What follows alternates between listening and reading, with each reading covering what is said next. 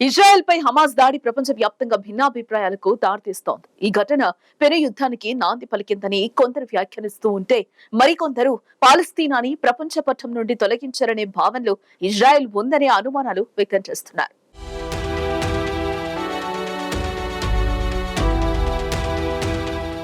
1948లో Israel ఏర్పడిన తర్వాత ఆ దేశంపై ఇంత పెద్ద స్థాయిలో దాడి జరగడం ఇదే తొలిసారి. ఇజ్రాయెల్ భూభాగంలోకి పలస్తీనా గ్రూప్ హమాస్ చొరబడి చేసిన దాడుల్లో 1000 మందికి పైగా మరణించారు. మరోవైపు ఈ దాడులకు స్పందనగా గాజాపై ఇజ్రాయెల్ చేపడుతున్న దాడుల్లోనూ 700 మందికి పైగా మరణించారు. గాజాలో దాదాపు 20 లక్షల మంది జీవిస్తున్నారు. వీరిలో చాలా మంది అంతర్జాతీయ సంస్థలు అందించే సాయంపైనే ఆధారపడుతున్నారు.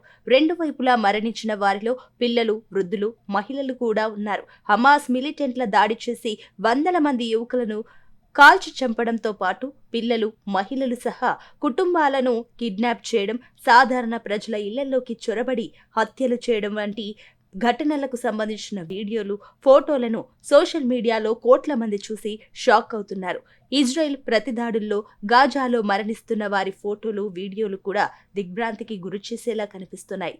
ఈ నేపథ్యంలోనే ఇజ్రాయెల్ చేస్తున్న యుద్ధం ప్రపంచవ్యాప్తంగా పలు అనుమానాలకు దారితీస్తుంది.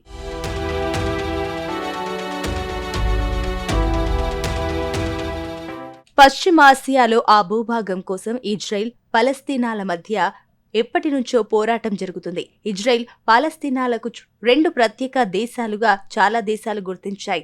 మరోవైపు ఇజ్రాయెల్, పాలస్తీనా శాంతియుతంగా జీవించాలని, శాంతి స్థాపన దిశగా చర్యలు జరపాలని అంతర్జాతీయ సమాజం కోరుకుంటుంది. కానీ ఆ దిశగా అడుగులు పడుతున్నట్లు కనిపించడం లేదు. దశాబ్దాల నుంచి ఇజ్రాయెల్ తమను అవమానీయంగా చూస్తుందని పలస్తీనా ప్రజలు చెబుతున్నారు. నానాటికి ఇజ్రాయెల్ ఆక్రమిస్తున్న భూభాగం పెరుగుతుందని అంటున్నారు. ఇజ్రాయెల్ ఇప్పటికీ వెస్ట్ బ్యాంక్లో చాలా ప్రాంతాలను తన ఆధీనంలోకి తీసుకుంది. కానీ గాజా మాత్రం హమాస్ చేతుల్లోనే ఉంది.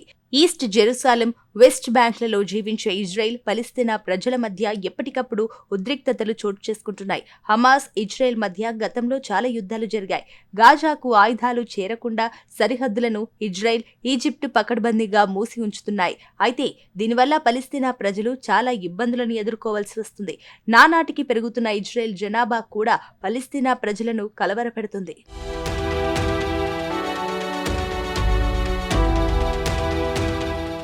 పాలస్తీనా మిలిటెంట్ గ్రూప్ హమాస్ ను భూమి మీద కనిపించకుండా అంతం చేస్తామని ఇజ్రాయెల్ ప్రధాని నెతన్యాహు అన్నారు. ప్రపంచం మొత్తం ఐసిస్ ను అణిచివేసినట్టుగానే మేము హమాస్ ను నిర్మూలిస్తామని స్పష్టం చేశారు.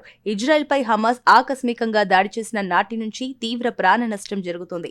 యుద్ధానికి ఇజ్రాయెల్ కూడా సిద్ధపడుతుండటంతో మరింత విధ్వంసం జరుగుతుంది. అయితే హమాస్ దళాలు మహిళలు, పిల్లలపై క్రూరత్వం చూపిస్తుండటంతో ఇజ్రాయెల్ ప్రధాని ఆగ్రహం వ్యక్తం చేశారు. ఈ దారుణాలు బుధవారం వెలుగులోకి రావడంతో నెతన్యాహు హమాస్ పై కన్నెర్ర చేశారు. హమాస్ భూమి మీద లేకుండా చేస్తామని, దానిని తుడిచిపెట్టేస్తామని ప్రతిజ్ఞ చేశారు. హమాస్ అంటే ఐసిస్. ప్రపంచం ఐసిస్ ను అణిచివేసి నిర్మూలించింది. కాబట్టి మేము ఐసిస్ ను అంతం చేస్తామని ఆయన ట్వీట్ చేశారు. ఇదే సమయంలో హమాస్ కమాండర్ మహమ్మద్ అల్ జహర్ మరింత ఆందోళన కలిగించే వ్యాఖ్యలు చేశారు. ప్రపంచంపై ఆధిపత్యమే తమ లక్ష్యమంటూ ఆయన మాట్లాడుతున్న వీడియో ఇంటర్నెట్లో వైరల్ అయ్యింది. ఇజ్రాయెల్ కేవలం తమ ప్రారంభ లక్ష్యమని, ప్రపంచం మొత్తం తమ చట్టంలోకి రావాలని లక్ష్యంగా పెట్టుకున్నట్లు తెలిపారు.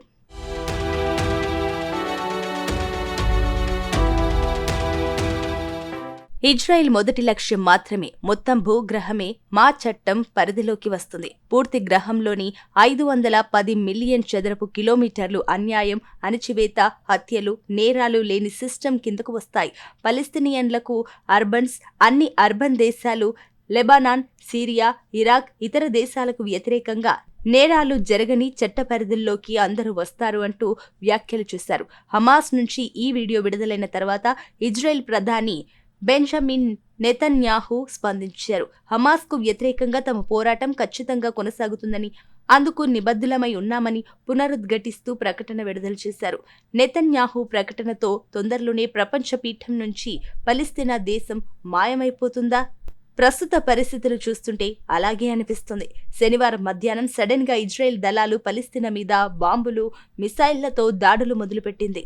ఈ దాడులో పలిస్తీనాలోని కొన్ని పట్టణాల్లోని ప్రాంతాలు నేలమట్టమైపోయాయి. యుద్ధం ప్రారంభమైన 20 నిమిషాల్లో ఇజ్రాయెల్ 5,000 మిసైళ్లు, బాంబులను పలిస్తీనా మీద ప్రయోగించిందంటేనే యుద్ధం ఏ స్థాయిలో జరుగుతుందో అర్థమైపోతుంది.